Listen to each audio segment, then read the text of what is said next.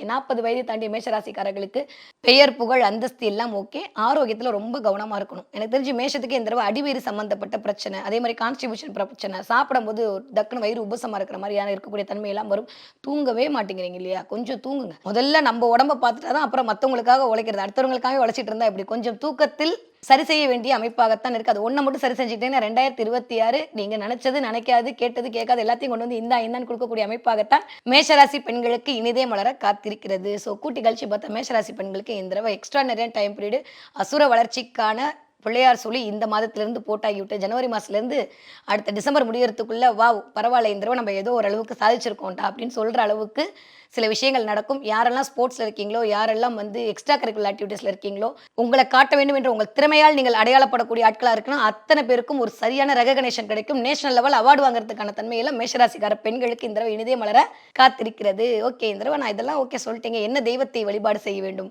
பயங்கரமான முருகப்பெருமானுடைய எனர்ஜி சூப்பரா இருக்கு.